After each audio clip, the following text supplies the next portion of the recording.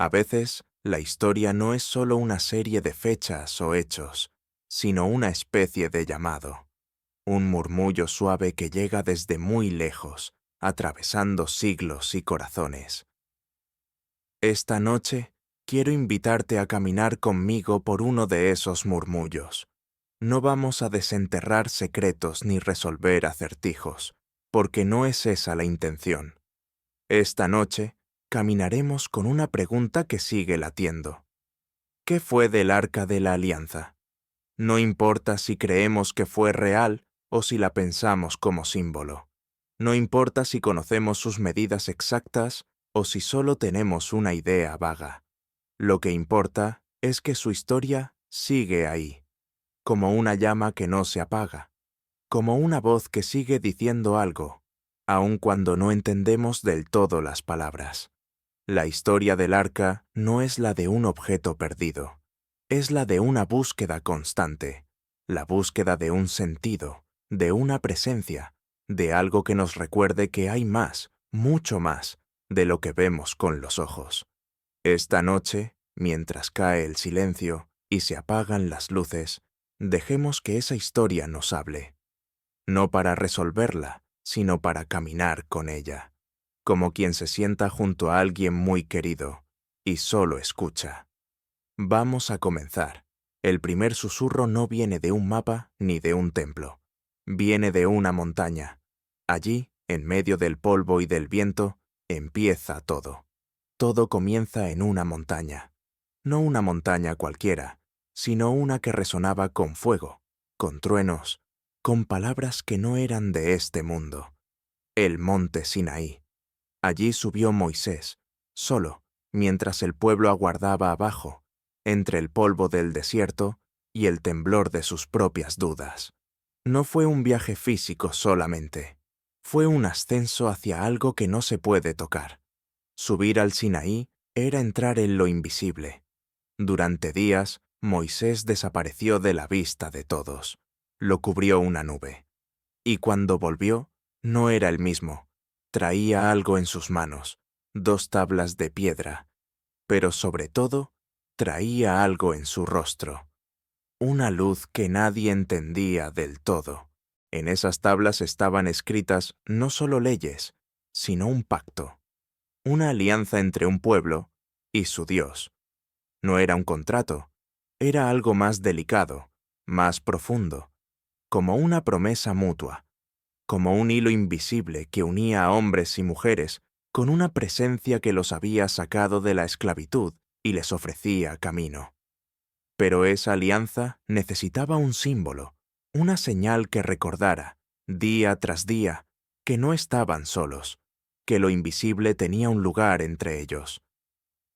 Fue entonces cuando nació la idea del arca, no como adorno ni como trono vacío, sino como corazón visible de esa relación invisible.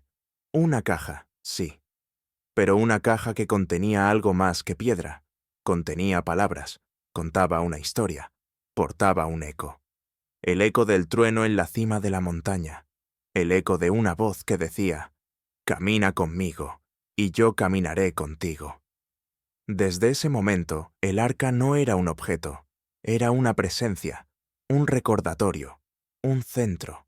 Cada paso que vendría después, por el desierto, por la tierra prometida, por los siglos, giraría en torno a esa pequeña caja hecha de madera de acacia y cubierta de oro, no por su valor material, sino por lo que representaba, porque en el fondo todos necesitamos un centro, un lugar donde vuelva la mirada cuando la vida se vuelve incierta. Para aquel pueblo, ese centro era el arca, un susurro que había nacido en lo alto del Sinaí y que aún, en alguna parte, sigue resonando. Cuando el pueblo recibió la orden de construir el arca, no hubo espacio para improvisaciones. Cada detalle venía dictado con precisión. Largo, ancho, altura, los materiales, los adornos, incluso la manera de transportarla. No se trataba de fabricar un mueble sagrado, sino de dar forma a un espacio destinado a lo invisible. La madera sería de acacia, resistente, sencilla, casi humilde. y sobre ella oro puro, trabajado con cuidado, no para brillar sino para consagrar. Cada centímetro era obediencia, cada curva un gesto de respeto. No era estética, era reverencia, porque cuando uno intenta contener lo divino, no se actúa por gusto, sino por temblor. 2 querubines, con alas extendidas, coronaban la tapa del arca, el llamado propiciatorio. No estaban allí como decoración. Eran un gesto simbólico, un umbral, una frontera entre lo humano y lo sagrado. Miraban hacia abajo, sus alas tocándose, como si custodiaran algo que no debía ser visto. Y ese algo no era solo las tablas de la ley, era el pacto en sí, el lugar donde el cielo rozaba la tierra. También se le asignaron anillos y varas para que pudiera ser transportada sin tocarla directamente, porque incluso moverla era un acto ritual. No era solo precaución, era conciencia. Conciencia de que hay cosas que no se deben manejar con ligereza, cosas que piden ser llevadas con el alma en silencio. Cuando todo estuvo listo, el arca no fue presentada con alarde. No hubo discursos ni exhibiciones. Fue colocada con respeto, como se deposita una promesa en el corazón. No era un ídolo, no era una imagen de Dios, era simplemente el signo de que Dios había elegido caminar con ellos. Y así, una caja hecha con manos humanas se convirtió en el símbolo de algo más alto que todo lo creado. Porque a veces, lo eterno se deja contener por un instante, en formas pequeñas, en actos concretos, en el silencio de la obediencia. La gente podía verla, podía saber que estaba allí. Pero más allá del objeto, lo que importaba era lo que significaba. Era un recordatorio vivo. Aquí habita algo que no se ve, pero es real. Y mientras el pueblo se preparaba para su largo viaje por el desierto, el arca no era solo parte del equipaje. Era el principio de todo. Era el punto de partida y el punto de llegada. 40 años. Una generación entera caminando por arenas interminables, bajo cielos inmensos, sin rumbo fijo, pero con una certeza. No estaban solos. En ese tránsito largo y muchas veces incierto, el arca no fue un objeto de museo ni un símbolo distante. Fue compañera de viaje, guía silenciosa, presencia constante, siempre al frente. Cuando las tribus se preparaban para moverse, eran los sacerdotes quienes alzaban el arca. Iban delante, abriendo el camino, no para despejar obstáculos físicos, sino para decir con cada paso, Dios va con nosotros. Y cuando llegaba el momento de detenerse, el arca reposaba, y el pueblo también. Era como si su ritmo marcara el pulso de toda la comunidad. Avanzaban cuando ella avanzaba. Descansaban cuando ella descansaba. Alrededor de la tienda del encuentro, donde se colocaba el arca cada vez que acampaban, las 12 tribus se organizaban como pétalos alrededor de un centro. Todo giraba en torno a ella. No por su forma, no por su apariencia, sino por lo que representaba. Era más que una dirección geográfica. Era el punto donde se encontraba el sentido. Cada día, el polvo del camino. Cada noche, el frío de la intemperie. Las dudas, el hambre, las quejas, las pérdidas. Todo eso convivía con la certeza de que, en medio del campamento, en medio de las idas y vueltas del corazón humano, estaba el arca. Callada, firme, recordando que el viaje era más que desplazamiento, era transformación. Porque no se trataba solo de cruzar el desierto físicamente, era cruzar el propio desierto interior, dejar atrás esclavitudes, hábitos, miedos, aprender a vivir no solo de pan, sino de presencia. Y el arca era eso, presencia. No siempre evidente, no siempre fácil de entender, pero profundamente real. Cuando el pueblo dudaba, El arca no se explicaba, no hablaba, pero estaba. Cuando el pueblo se perdía, el arca no corregía, pero seguía allí, como si dijera sin palabras: no importa cuánto tardes, no importa cuántas veces caigas, yo sigo aquí. Y así pasaron los años. Lentamente, el desierto se convirtió en escuela, y el arca en maestra silenciosa, mostrando con su constancia que lo sagrado no es espectáculo, sino fidelidad, que la fe no es un evento, sino un camino. Al final de aquellos 40 años, el pueblo no era el mismo. Habían aprendido algo que no se enseña con palabras. Habían aprendido a caminar detrás de un símbolo y a encontrar en ese seguimiento la forma más honda de pertenencia. Después de tanto andar, el horizonte empezó a cambiar. Del polvo del desierto se pasaba, al fin, al rumor de aguas. El río Jordán marcaba la frontera. Al otro lado, la tierra prometida. Pero aún quedaba un último paso, una última confianza. El río estaba crecido. Las lluvias de primavera lo habían desbordado. Su corriente era fuerte, impetuosa. No había puentes, no había barcas, solo la certeza de que debían cruzar. Y de nuevo, el arca iba al frente. Los sacerdotes la alzaron, como tantas veces antes. Pero esta vez, el gesto era más que rutina. Era desafío. Era acto de fe. Las instrucciones eran claras. Caminar hacia el agua, sin detenerse. No esperar a que el río se calmara. No pedir explicaciones. Solo avanzar. Y así lo hicieron. Pisaron el borde y el agua tocó sus pies. Entonces ocurrió. Las aguas dejaron de fluir. Se detuvieron río arriba, como si algo invisible hubiese levantado un muro. El cauce se secó y el lecho del Jordán quedó expuesto. El pueblo entero pudo cruzar a pie, sin mojarse, sin hundirse. Cruzaron no por fuerza, no por técnica, sino por confianza. El arca permaneció en el centro del río, sostenida por los sacerdotes, mientras miles y miles de personas pasaban. Y cada paso era un eco de aquel primer pacto, de aquella promesa en el Sinaí. Yo estaré con ustedes. Cuando todos estuvieron del otro lado, el arca fue llevada a la orilla, y el río volvió a fluir como antes, sin alarde, sin estruendo, solo agua, como si nunca hubiera ocurrido nada.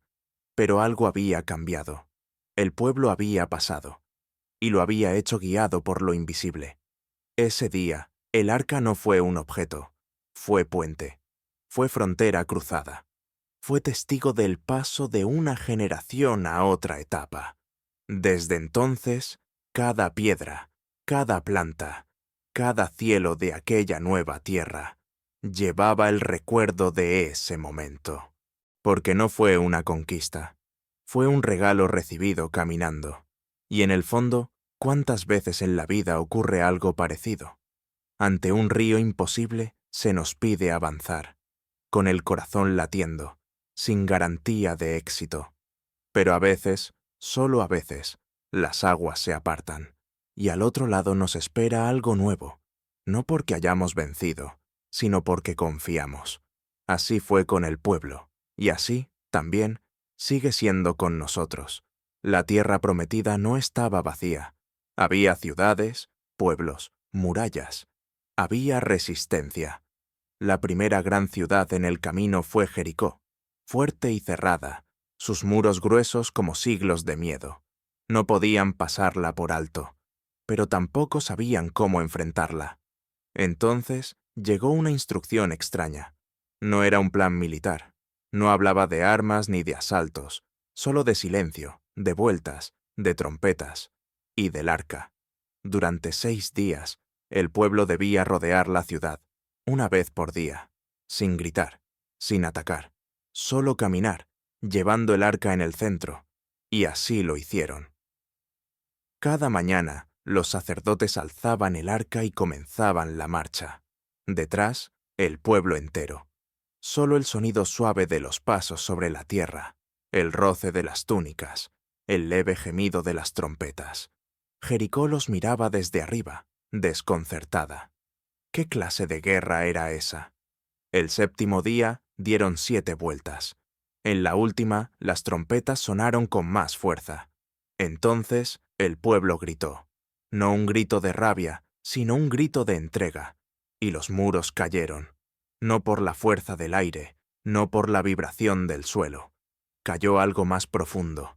La arrogancia de lo humano ante lo divino. Pero en el centro de todo estaba el arca. No como arma, no como talismán, sino como señal.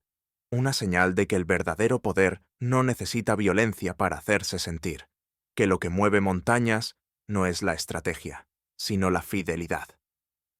Ese episodio quedó grabado para siempre. Jericó fue la prueba de que, a veces, no se trata de pelear, sino de obedecer, de caminar en círculos, sin entender del todo, sabiendo que algo está ocurriendo más allá de lo visible. Y también nosotros, en ciertos momentos, damos vueltas a nuestros propios muros. No sabemos cuándo caerán, ni cómo.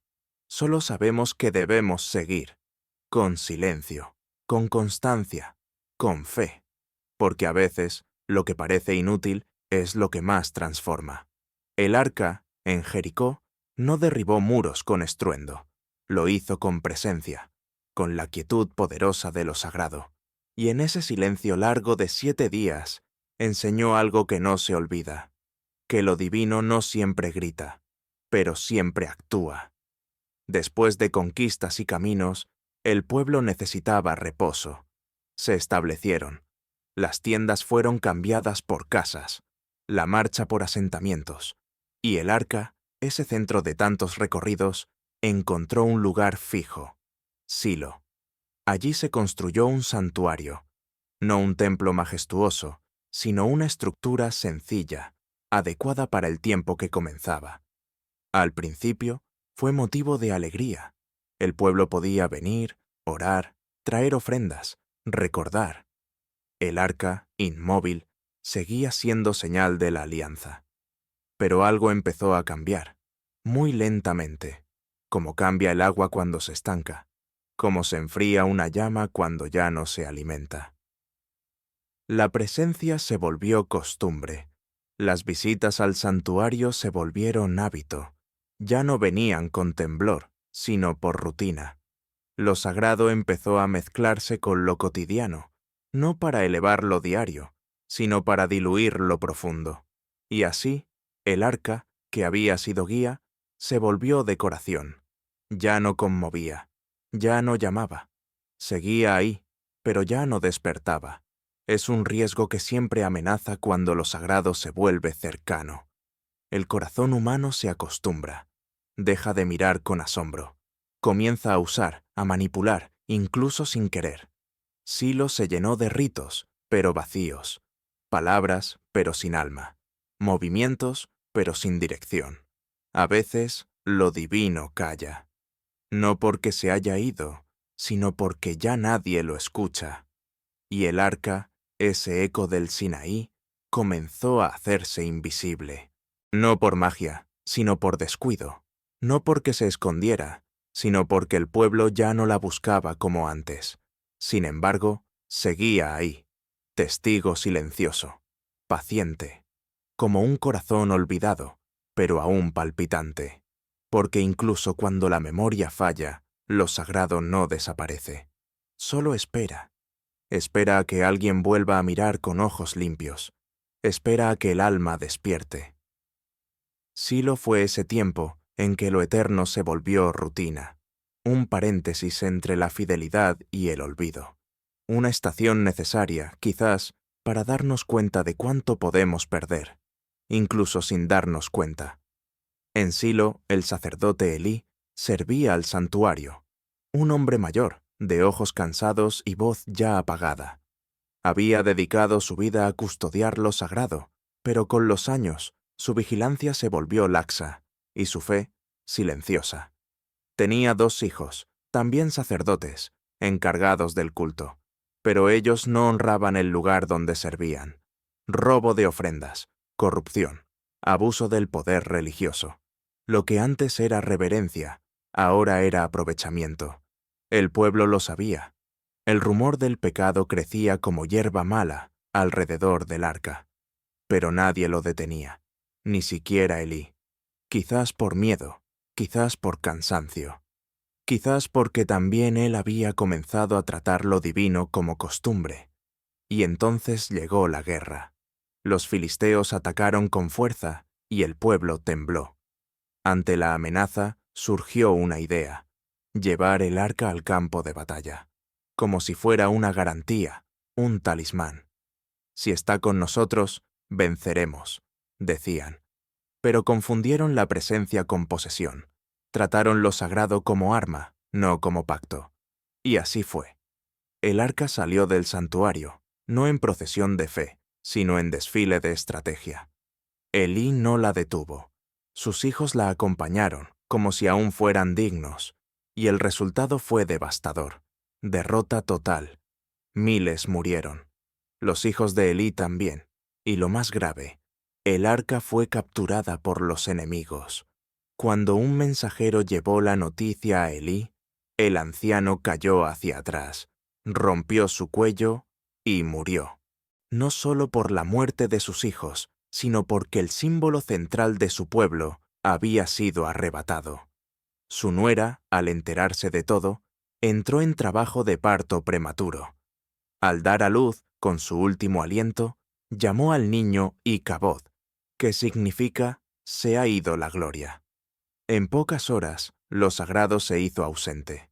No porque Dios fuera débil, sino porque fue manipulado. El arca, llevada sin reverencia, tratada como objeto útil, se convirtió en juicio.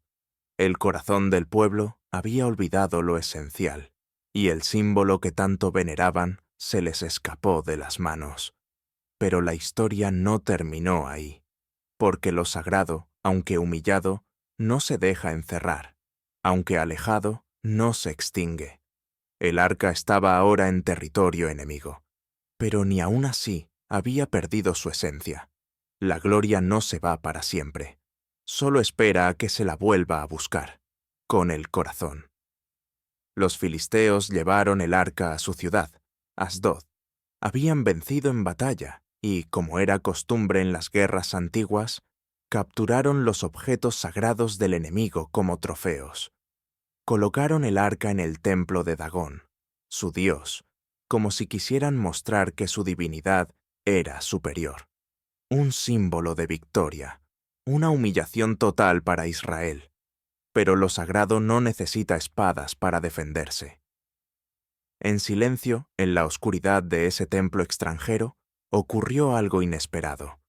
Al amanecer, los sacerdotes de Dagón encontraron la estatua de su dios caída, postrada frente al arca. La levantaron, confundidos, sin sospechar que estaban ante algo más grande de lo que entendían. Al día siguiente, la estatua de Dagón estaba otra vez en el suelo, pero esta vez destrozada, la cabeza y las manos separadas, como si una presencia invisible hubiera reclamado el lugar que no se le debía disputar. Entonces comenzaron las plagas, tumores, dolor, pánico. La ciudad entera sintió que algo ardía por dentro. Nadie podía explicar lo que ocurría, pero todos sabían que tenía que ver con esa caja dorada, extraña, que no era de ellos. La movieron a otra ciudad, y el mismo horror los alcanzó. Luego a una tercera, y el sufrimiento se repitió. Lo que pensaron como trofeo se volvió tormento. Nadie podía tocar lo sagrado sin consecuencias, no porque el arca castigara, sino porque la presencia no tolera la indiferencia ni el desprecio. Finalmente, los líderes filisteos decidieron devolverla.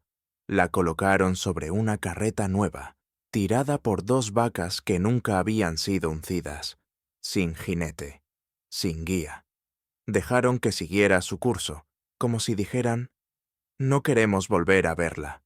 Y las vacas caminaron solas, sin desviarse, directamente hacia la frontera de Israel, como si el mismo cielo guiara su paso, como si lo sagrado supiera regresar por sí solo. cuando el corazón humano ya no puede comprender su peso. Fue un gesto silencioso, casi poético. El arca, que había sido capturada, volvía sin escoltas, sin trompetas, sin manos humanas. Solo ella, sobre una carreta. Como una herida que se cierra por sí misma. Como una lección que no necesita palabras. Y mientras se acercaba al pueblo, algo en el aire volvió a sentirse.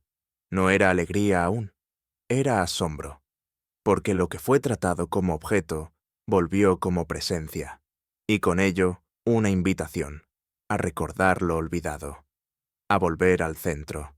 Pasaron años, muchos. El arca permaneció en una casa de campo, lejos del santuario, lejos de la vida pública. Era como si el pueblo no supiera muy bien qué hacer con ella. Estaba allí, pero no en el centro. Presente, pero en pausa. Hasta que llegó David. David no era perfecto, pero tenía algo que Dios valoraba, un corazón ardiente. Sabía de victorias, de derrotas, de soledad, de canto. Y también sabía que el centro de un pueblo no puede ser un trono, ni una muralla. Debía ser la presencia. Y así, decidió traer el arca a Jerusalén, la nueva capital. No por estrategia, sino por reverencia. La procesión fue larga, festiva, colmada de música y emoción, pero también con sobresaltos. Al principio, intentaron transportarla en una carreta, como lo habían hecho los filisteos. Durante el trayecto, uno de los hombres, llamado Uzá, vio que el arca parecía tambalear y extendió la mano para sostenerla. Al tocarla, cayó muerto. Fue un momento de silencio absoluto, dolor, confusión. David se detuvo, conmovido. ¿Cómo seguir? ¿Cómo acercarse a algo que no puede tocarse? El arca fue llevada a otra casa, temporalmente. Durante 3 meses, David reflexionó. Comprendió que lo sagrado no puede manipularse, ni siquiera con buenas intenciones. No basta el entusiasmo. Hace falta obediencia, humildad, reverencia. Cuando al fin reanudaron el traslado, lo hicieron como se debía, con sacerdotes, con intervalos de sacrificios, con canto y con danza. David mismo, sin corona ni orgullo, danzaba con todo su ser. No era espectáculo, era entrega. Se despojó de sus vestiduras reales y quedó con una túnica sencilla. Su esposa, desde una ventana, lo vio y lo juzgó en silencio. Pero David no danzaba para los hombres, danzaba para Dios, y así entró el arca en Jerusalén. No entre gritos de conquista, sino entre cantos de gozo. Fue colocada en una tienda, en lo alto. No había aún un templo, solo un lugar apartado. Pero lo importante no era el edificio, era que, al fin, lo sagrado volvía al centro de la vida del pueblo. Ese día, el pueblo comió, celebró, bendijo. No porque algo mágico hubiera ocurrido, sino porque volvieron a recordar lo que importa. El arca, silenciosa, testigo de danzas y lágrimas, reposaba. Y el aire, aunque nadie lo dijera, parecía más ligero, más lleno. A veces, lo sagrado vuelve, no con rayos ni terremotos, sino con una danza, con un corazón que se ofrece entero, con un pueblo que abre su alma. Cuando David murió, su hijo Salomón heredó el trono, y también el deseo de ofrecer al arca un lugar digno, no una tienda provisional, no un refugio momentáneo, sino un espacio construido con amor, sabiduría y belleza, un templo. Durante años, miles de manos trabajaron para levantarlo. Madera de cedro, oro refinado, piedras preciosas, tejidos finos. No era vanidad, era intento. El intento humano de decir, aquí, en medio de nuestra vida, hacemos un lugar para lo que no se puede encerrar. Y cuando llegó el día, todo se detuvo. El arca, cubierta con respeto, fue llevada en procesión, no como adorno final, sino como corazón que da sentido al todo. Los sacerdotes la introdujeron al lugar santísimo, un espacio pequeño, oscuro, cubierto de oro, donde solo podía entrar el sumo sacerdote, una vez al año, con el alma en silencio. Cuando el arca fue colocada allí, ocurrió algo. No fue espectáculo, fue presencia. Una nube llenó el templo, una densidad suave, como si el cielo mismo hubiera descendido. No hacía falta hablar. Todos lo sintieron. En el centro del templo, el eco del Sinaí. Salomón oró, y en su oración no pidió poder, pidió escucha. Que ese lugar fuera punto de encuentro, de reconciliación, de regreso. Que desde ahí el pueblo supiera que no caminaba solo. Y durante un tiempo, así fue. El templo se convirtió en el corazón espiritual de Israel. No porque fuera grande, ni porque el oro brillara, sino porque allí reposaba el recuerdo más profundo, que Dios había elegido habitar entre ellos, no en la cima de una montaña, ni en el trueno, sino en una caja de madera, sostenida por obediencia y fe. El arca no hablaba, no se movía, pero su sola presencia sostenía al pueblo. Era como un suspiro contenido en piedra, como un fuego que no quemaba, pero alumbraba por dentro. Pero los años pasan, y a veces, incluso lo más sagrado, cuando se vuelve demasiado estable, corre el riesgo de volverse invisible. El templo estaba allí, firme, el arca también, pero la historia no se detendría. Por ahora, el arca había encontrado su lugar, un lugar fijo, seguro, rodeado de solemnidad, cubierto de silencio, como un corazón que late en lo más profundo de un cuerpo que aún no sabe cuánto lo necesita. Y luego, el silencio. Después de aquella ceremonia inolvidable, después de la nube, la oración, los cantos, las generaciones comenzaron a pasar. Reyes subieron y cayeron. El pueblo vivió tiempos de abundancia y de escasez, de justicia y de olvido. Y el arca, que había sido centro, símbolo, susurro sagrado, ya no se mencionaba. Los relatos cambiaron de foco. Ya no hablaban del arca. Hablaban de política, de guerras, de alianzas con pueblos vecinos.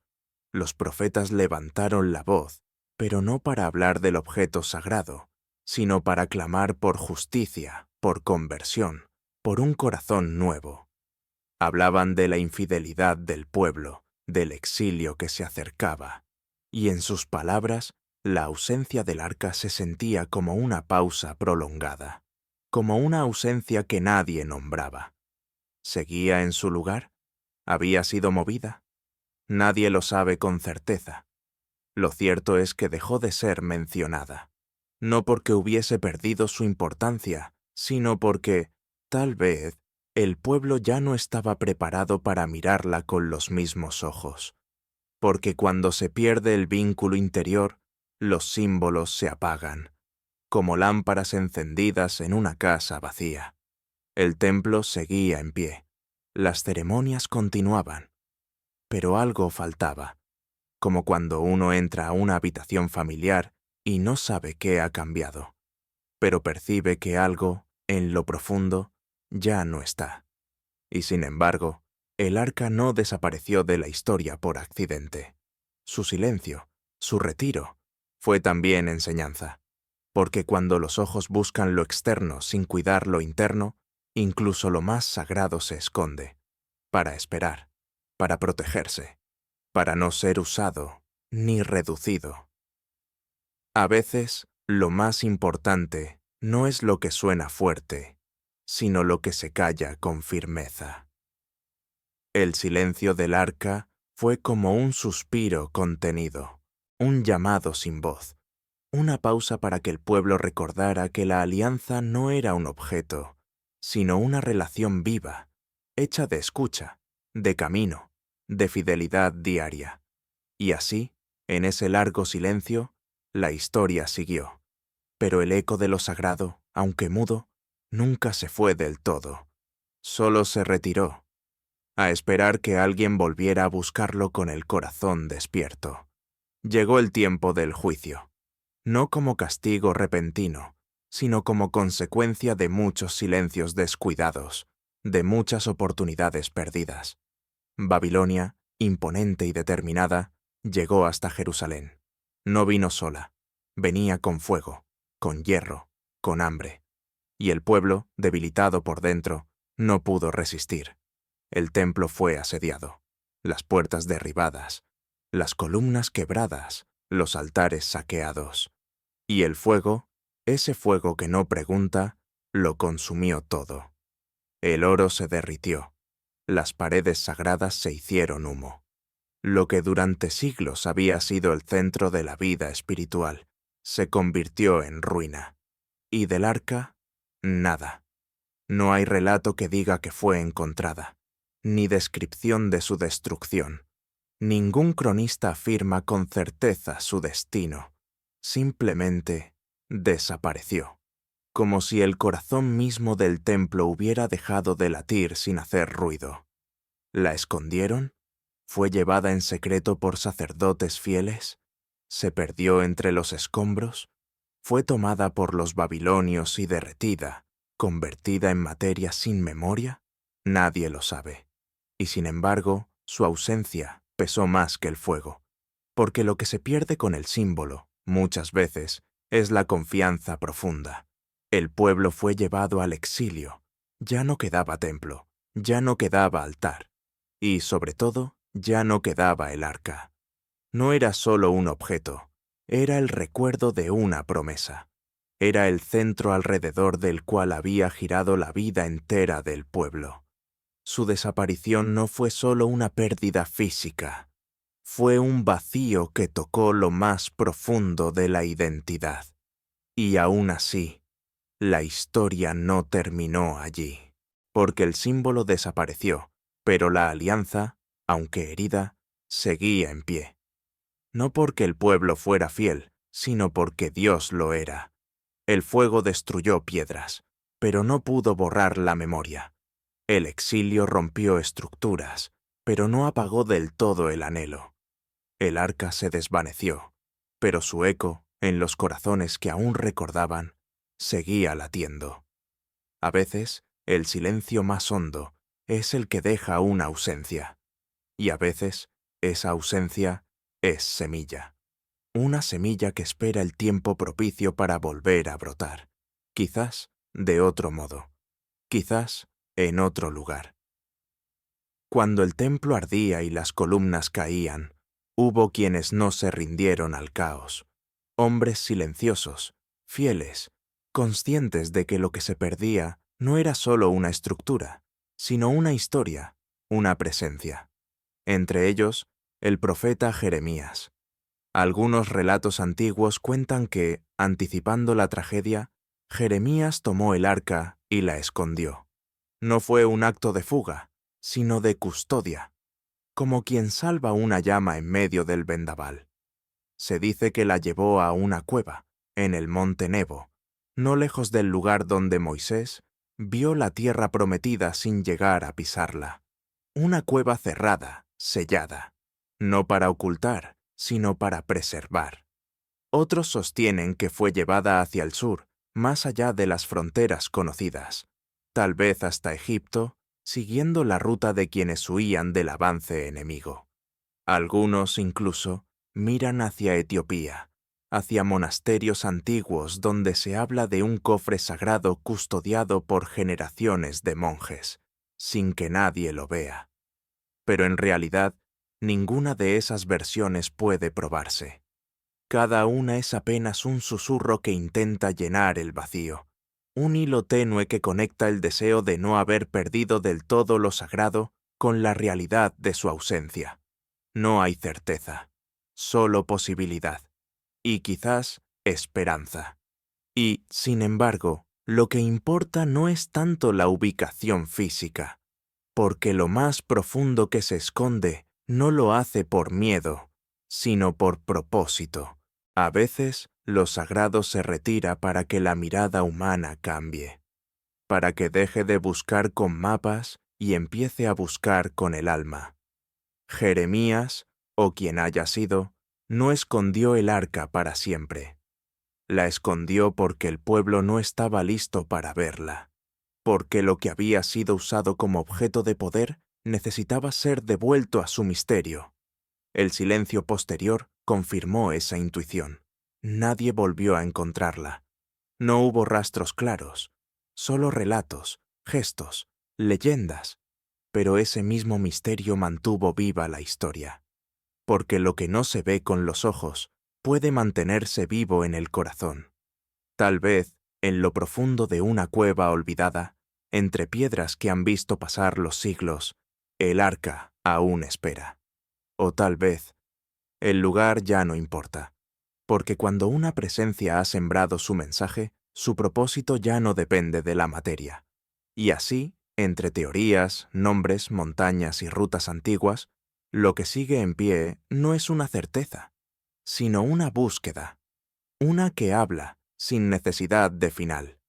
Con el paso del tiempo, la historia siguió andando, como el río que ya no necesita mirar hacia su nacimiento. El pueblo regresó del exilio, reconstruyó su templo, restauró sus leyes, repitió sus oraciones, pero el arca no volvió. Y, curiosamente, no la buscaron con insistencia. Los rituales continuaron, adaptados. La vida religiosa retomó su ritmo. Los altares se alzaron. Las fiestas fueron celebradas. Pero aquella caja de acacia y oro, que durante siglos había sido el corazón del encuentro, ya no ocupaba el centro. Y nadie, al parecer, exigía su regreso, como si algo hubiera madurado en el alma del pueblo. Porque tal vez el arca ya había cumplido su misión. Durante generaciones, su presencia había sido faro, señal, frontera entre lo visible y lo eterno. Pero ahora, en su ausencia, se abría otro camino, el del encuentro interior. Tal vez, al perderla, el pueblo comenzó a comprender que el verdadero pacto no estaba en un objeto, por más sagrado que fuera, sino en la relación viva entre Dios y su gente. El arca fue pedagoga de una etapa, un símbolo necesario para enseñar a caminar. Pero como toda enseñanza profunda, llega un momento en que debe retirarse, para que lo aprendido eche raíces propias. No porque ya no sea valiosa, sino porque su función ha dado fruto. El recuerdo de su forma, sus medidas, sus querubines, permanecía en la memoria. Pero ya no se necesitaba verla para creer. Era como si la fe hubiese aprendido a respirar sin depender del signo, como si el corazón humano empezara a volverse también templo.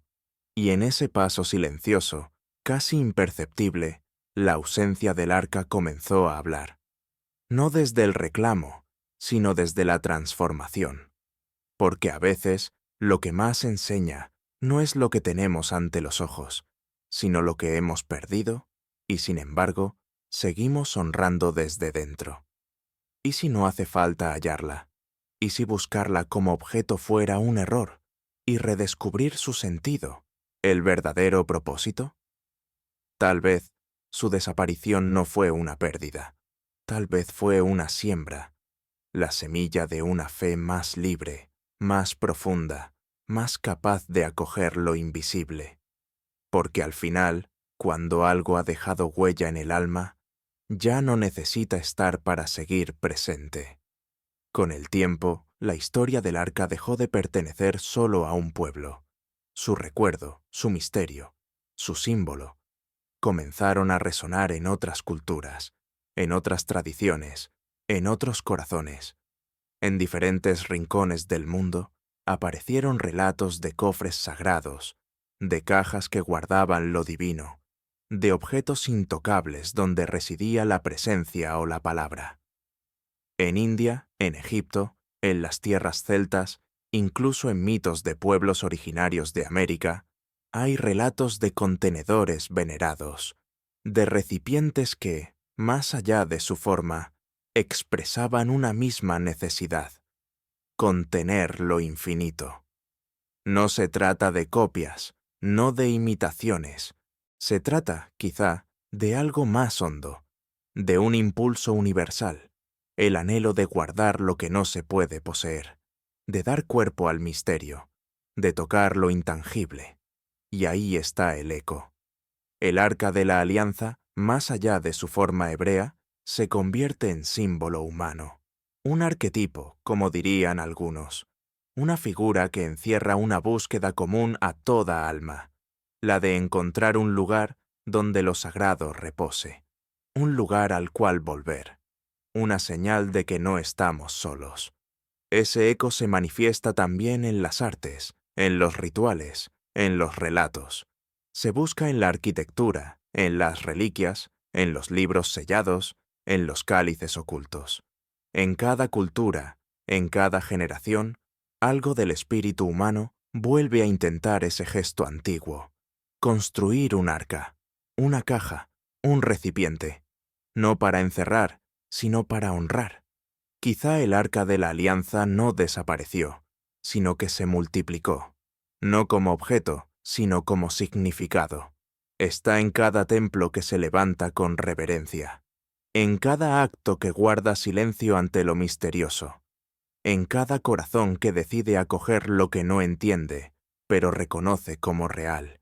Y así, el eco del arca no quedó preso de un solo relato. Siguió vibrando, como nota baja en la historia de la humanidad. Una melodía antigua que todos conocen, aunque no siempre sepan nombrarla. Porque lo divino, cuando es verdadero, no se encierra en un solo lenguaje. Se expande, habla en muchas voces, y en cada una de ellas se escucha, como un susurro, aquella misma promesa del principio: camina conmigo, y yo caminaré contigo. Hoy, tantos siglos después, el arca de la alianza sigue viva en el pensamiento humano. Ya no en el santuario, ni en el templo, ni en la tienda del desierto, pero sí en la memoria colectiva. En los libros, en las películas, en las conversaciones que cruzan fronteras y épocas. Algunos la imaginan como un artefacto de poder, capaz de alterar la materia, de destruir ejércitos, de abrir portales. Historias donde lo sagrado se mezcla con lo fantástico y lo simbólico se convierte en objeto de deseo. El arca se transforma, en ese imaginario, en un tesoro oculto, algo que conquistar, algo que poseer. Películas, novelas, videojuegos. En todos ellos aparece el arca como meta, como el premio al final del viaje, como si el misterio fuera una pieza de colección. Pero cuanto más se la representa así, más parece alejarse de su esencia. Porque la verdad es que el arca nunca fue un arma, ni un amuleto, ni un trofeo. Fue siempre un espacio de encuentro, un centro, una pausa sagrada. Y ese sentido se pierde cuando se la busca desde la ambición y no desde la reverencia. Es curioso, cuanto más se intenta tocarla, más se vuelve inaccesible. Como si lo divino resistiera ser poseído. Como si el arca dijera: no me encuentres para mostrarme, encuéntrame para volver a escuchar. Y sin embargo, no es negativo que esté presente en las narrativas actuales, porque incluso en esas versiones distorsionadas hay un eco auténtico: el deseo de lo sagrado, el anhelo de encontrar lo que hemos perdido, de volver a algo que nos haga sentir, aunque sea por un momento, que la vida tiene un centro verdadero.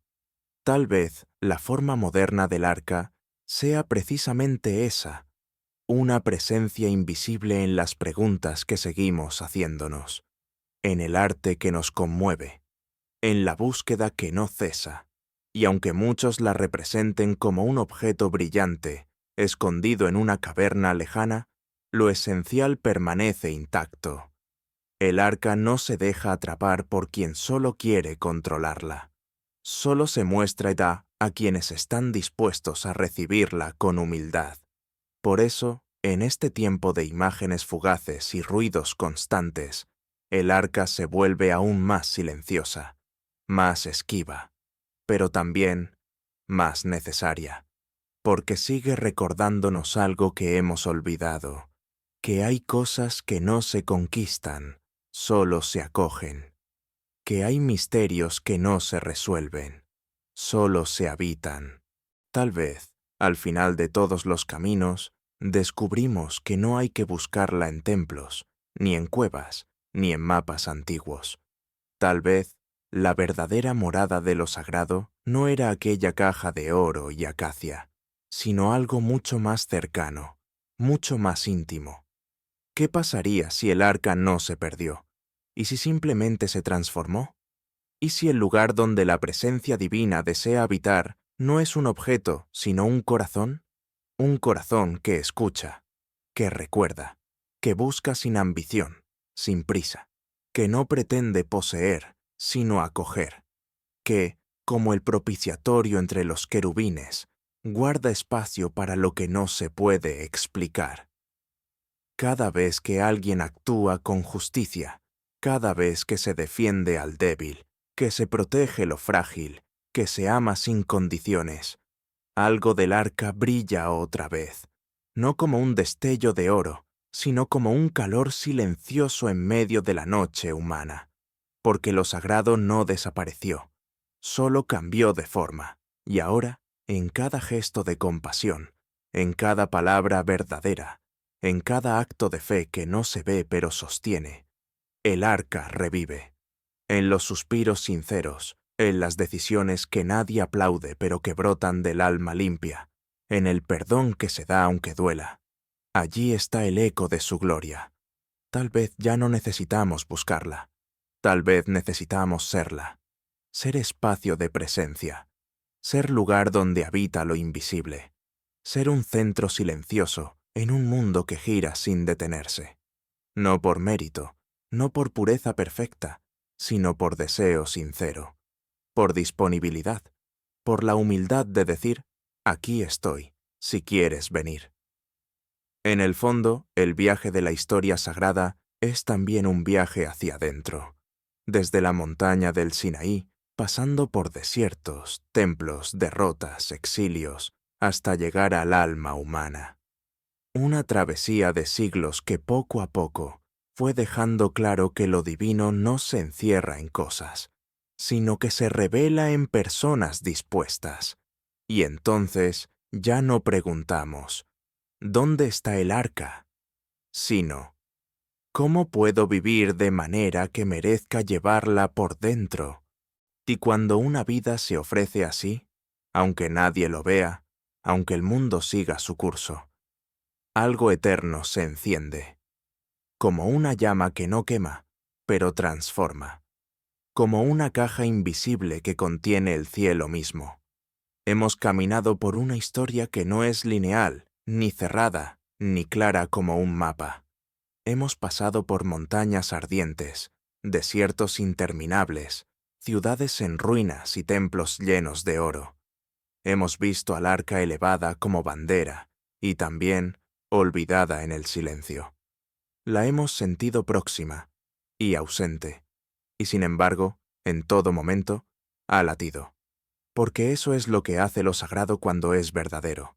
No desaparece, no se borra, late, aunque esté en silencio, aunque ya no sepamos dónde buscarlo, aunque nuestros ojos se hayan vuelto ciegos por la costumbre. El arca sigue viva, no como reliquia, sino como pregunta, como promesa. ¿Qué fue del arca de la alianza? La pregunta que nos trajo hasta aquí no se resuelve, pero se transforma.